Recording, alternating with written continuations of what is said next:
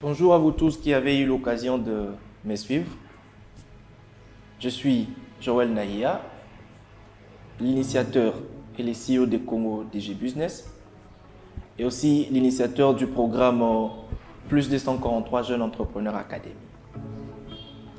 Congo DG Business est un établissement ayant pour activité principale la formation professionnelle et aussi qui offre ses services aux entreprises, particuliers, églises, ONG. Voilà. Et Plus de 143 Jeunes Entrepreneurs Academy est un programme que j'ai initié pour sensibiliser la jeunesse africaine en général et congolaise en particulier au changement de mentalité et aussi leur initier à l'entrepreneuriat, tout en leur accompagnant dans l'étude des faisabilités et à la réalisation de leurs projets. La jeunesse africaine aujourd'hui, et congolaise en particulier, est délaissée à son propre triste sort. Il y a de jeunes qui veulent commencer quelque chose mais qui ne savent pas par où et comment commencer. Il y en a d'autres qui ont commencé mais il leur manque un soutien et un accompagnement approprié.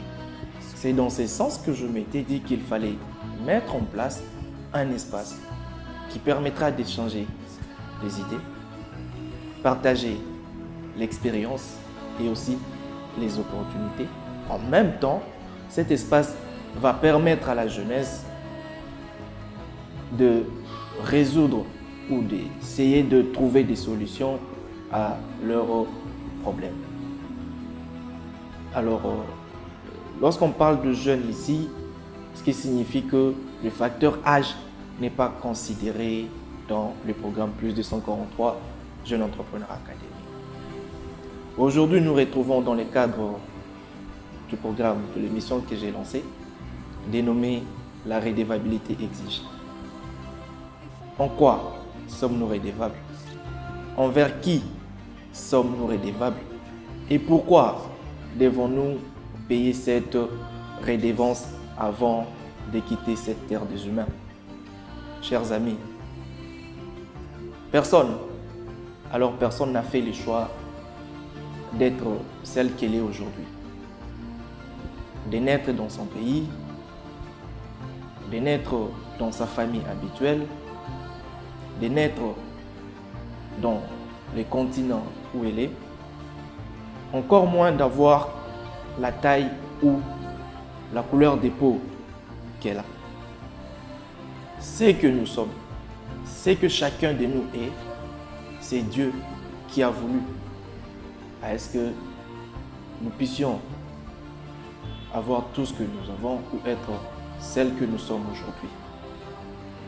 Pensez-vous que c'était un hasard que Dieu a permis cela? Moi, je pense que non. Il y a certes une raison pour laquelle nous sommes où nous sommes. Nous avons tous une mission que nous sommes appelés à accomplir avant de quitter cette terre. Aujourd'hui, il y a des parents qui s'époumonnent. Il y a des hommes, ces femmes qui se sacrifient, qui se privent de tout pour vous envoyer aller étudier, pour vous nourrir, qui s'abandonnent, qui s'oublient, qui acceptent même de ne pas avoir la dernière génération de téléphone, mais pour que vous puissiez quand même aller étudier, pour que vous puissiez avoir quand même de quoi vous vêtir et que vous puissiez aussi avoir de quoi manger.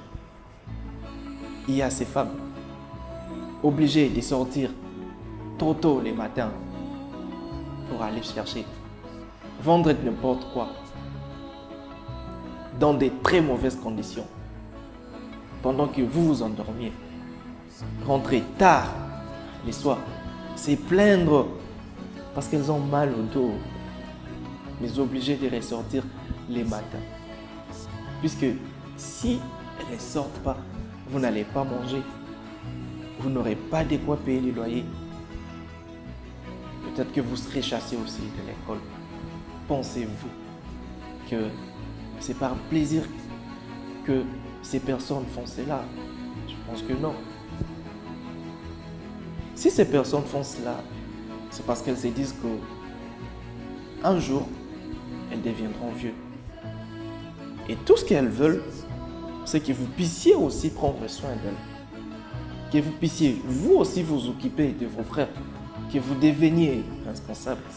Si elles font cela, puisque c'est leur devoir des parents, si elles font cela, c'est puisque ces personnes-là, au-dessus tout, par-dessus tout, elles vous aiment. C'est pourquoi elles font cela. Alors vous, en retour, qu'est-ce que vous faites? Jusqu'à quand allez-vous rester là dans votre zone de confort? Nous sommes tous passagers sur cette terre. Personne ne peut rester éternel. Nul n'est éternel.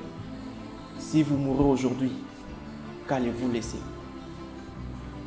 On se souvient rarement des personnes belles.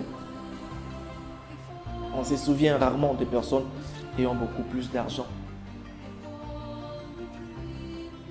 Si vous mourrez aujourd'hui, les gens vont pleurer. Vous mourrez, on pleure. On part, on vous met dans la morgue. Et lorsqu'on rentre là, on est là. On est là. Peut-être on va jubiler.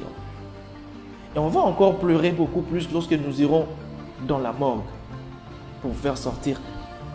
Et ça va encore s'intensifier lorsqu'on ira vous enterrer. On arrive là, on vous enterre. Et dès qu'on vous enterre, on tourne les dos, on cherche un endroit, on se rafraîchir. On se rafraîchir. Et ça s'appelle le bain de consolation. Chers amis, prenez conscience. Prenez conscience. Prenons conscience. Faisons quand même quelque chose. On n'est pas parti étudier pour que nous puissions rentrer à la maison. Être encore des charges pour ces personnes qui ont tant souffert pour nous envoyer. Aller étudier. On a étudié pour que nous puissions d'abord prendre soin de nous-mêmes. Mais pourquoi est-ce qu'on ne le fait pas? Et jusqu'à quand allons-nous rester dans cette condition-là? Prenons conscience, prenons des initiatives. Il suffit de commencer. Tout commence par une idée. Tout ce que nous voyons aujourd'hui, tout ce qui est des grands ou des petits, commence toujours par une toute petite idée. Alors il vous faut juste prendre le courage de vous lever, sortir de votre zone de confort, commencer à travailler. Vous me direz que c'est l'argent qui manque. Moi je dirais non, ce n'est pas l'argent qui manque. Ce n'est pas l'argent. Le courage de commencer. Moi je me rappellerai que lorsque nous avions commencé, on n'avait rien. En tout cas, on n'avait rien, on n'avait pas d'adresse. On avait juste l'idée et on a pris le courage de commencer. Alors aujourd'hui, on a une petite chose. Et on ne sait pas ce que vous dites, vous appelez ou vous interprétez par l'échec. Mais nous nous sommes dit que nous échouerons si un jour on partait avec le peu de ce que nous avons sans pour autant les partager avec les autres. Et tout ce que nous avons, c'est cette petite connaissance. Tout ce que nous avons, c'est cette petite expérience. Alors, nous mettons cette expérience-là à votre disposition. Nous avons besoin de vous. On a besoin à ce que nous puissions résoudre nos problèmes.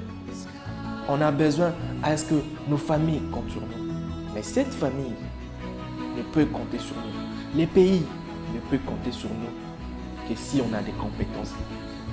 Cherchez à avoir des compétences. Cherchons à avoir des compétences.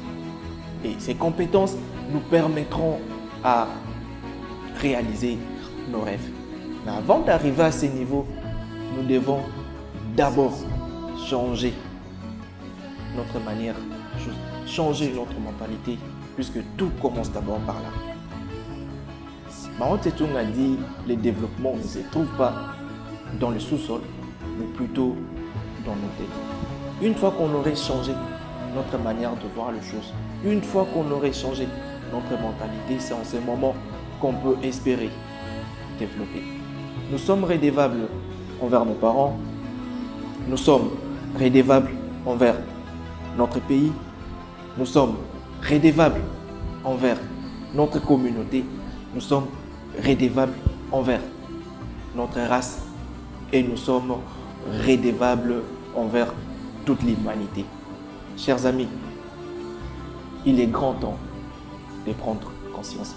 Chers Africains, il est grand temps de se dire que nous ne serons pas développés par des étrangers, mais plutôt par nous-mêmes. Moi, je vous dis merci et j'espère vous revoir à très bientôt.